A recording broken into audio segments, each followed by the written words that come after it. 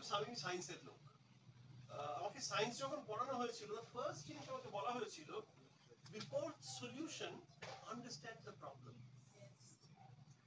আমরা কি প্রবলেমটা আজকে ভালো করে বুঝেছি? আমরা problem how many please finish go after that আমরা প্রবলেম বুঝতেই থাকবো। Sure, you have your views, that is absolutely fine.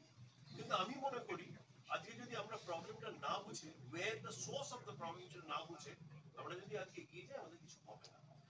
আমাদের দেশে আপনি বলুন কতগুলো মুভমেন্ট হয়েছে এগেইনস্ট আদানি, আম্বানি, টাটা, এই যে অলিগার্কস, এইটা যদি যতক্ষণ না আমাদের মধ্যে আসবে, আমার বারবার মনে হচ্ছে আমি আমার ছোটবেলায়, খুব ছোটবেলায় আমরা একটা ছবি দেখেছিলাম, গৌতম দা এখানে আছে, আমি বলছি হাংরি অটম আমরা দেখেছিলাম, যে হাংরি অটমের মতো একটা ছবি এবং তরুণ একজন গৌতম ঘোষ সে তৈরি করছে, ওটা আমাদেরকে ইন্সপায়ার করেছিল। কোনটা কি হয়ে যাবে বড় কথা নয়, বাট এই যে প্রোটেস্টটা, that is very very important, and that is very important. এই প্রোটেস্টটা ভীষণ প্রয়োজন। আমরা এই যে ঝিমিয়ে পড়েছি, কথাটা বললো, আমরা ঝিমিয়ে পড়েছি।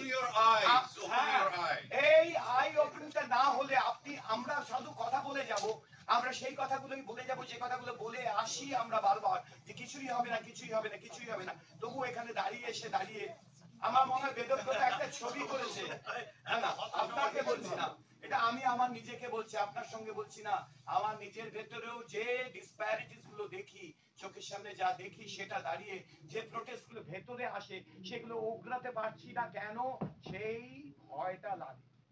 শুনুন, এটা নভেম্বর, তো নভেম্বর 2025, তো অক্টোবর 2024-এ জোরান মামদানি যখন দাঁড়িয়েছিল, 1% চান্সও ছিল না জেতার, and he won in a city of billionaires. And you know why? Because for a city of billionaires you need million working people. Exactly. আমরা যখন আমাদের ফোকাস সেখানে যাবে, there is bound to be change. আর এই যে disparity, এটা যখন বুঝতে শিখবো আমরা, because you know the new economy, এই যে কনজিউমারিজম আমাদের মাথা খারাপ করে দিয়েছে। We are consumers. মেনে নিয়েছি আমরা হজম করছি।